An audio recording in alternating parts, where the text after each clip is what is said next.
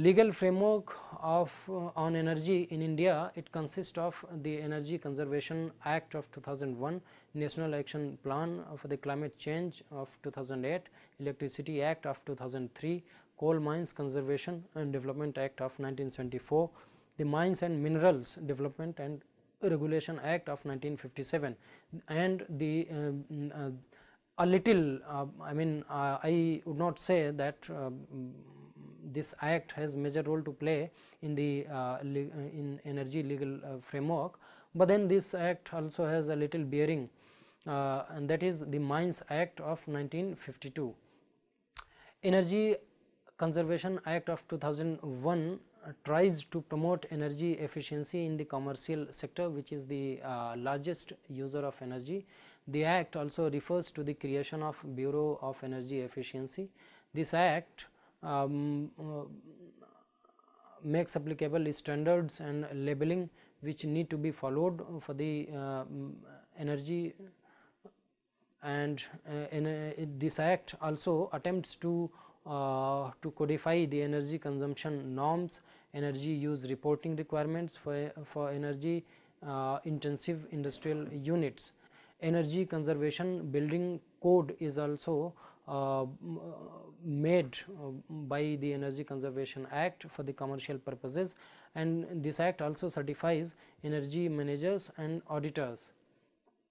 The National Action Plan for Climate Change of 2008, it was released on 30th of June in 2008.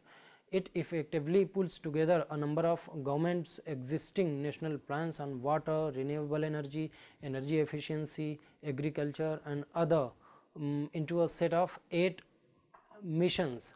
This National Action Plan works has categorized its scheme in 8 different spheres and has provisioned these 8 different spheres in a detailed manner. This action plan also emphasizes on the overriding priority of maintaining high economic growth rates to raise living standards. The plan identifies measures that promote development objectives while also yielding co-benefits for addressing climate change effectively.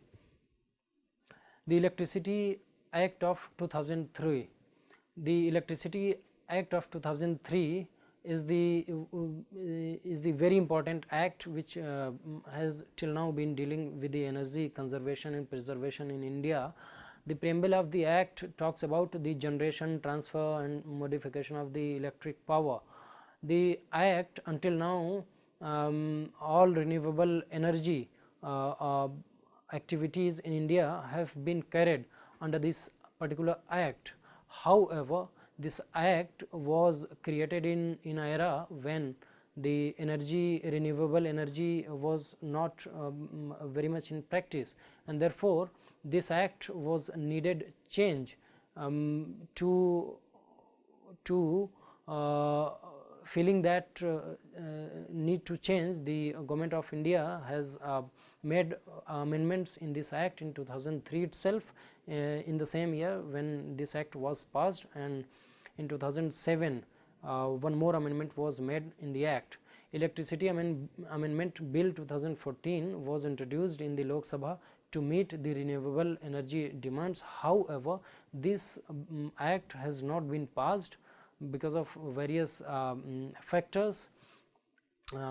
This amendment bill, it attempts to include the renewable energy sources within the ambit of Electricity Act of 2003. Further, we have this Coal Mines Conservation and Development Act of 1974.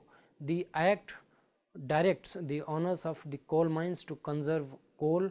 Besides this, the act provides for imposition of excise duty and customs duty. The act also says that the central government has the power to levy and collect excise duty on all coal raised and dispatched and on all coke manufactured and dispatched. This act was also needed to be changed, and for that matter Coal Mines Conservation and Development Amendment Bill was introduced in 2012, which has not been passed the bill tries to amend the amount of excise duty that can be imposed at a maximum of rupees 50 per ton. Earlier it was only rupees 10 per ton. The next we have the Mines and Minerals Development and Regulation Act of 1957. The act attempts to regulate the mining sector in India and specifies the requirement for obtaining and granting the mining license for mining operations. The act also says that a person could acquire one mining lease for a maximum area of 10 square kilometer. However, for the development of any mineral, the central government could permit the person to acquire one or more licenses or lease covering additional area. So, what this act did, it used to provide one or more licenses to the person.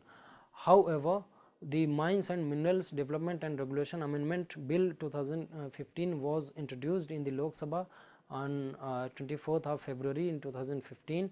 The bill attempts to allow the central government to increase the area limits of mining and not to provide the additional leases to the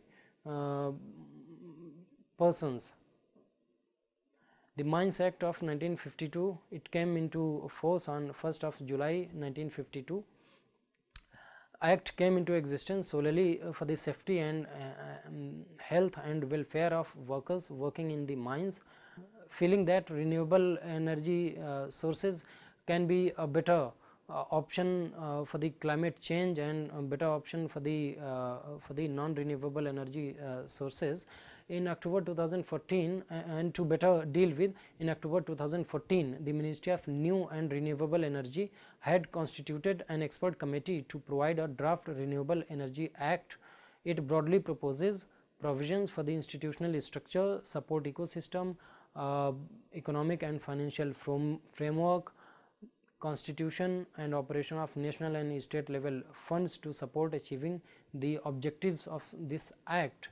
This act is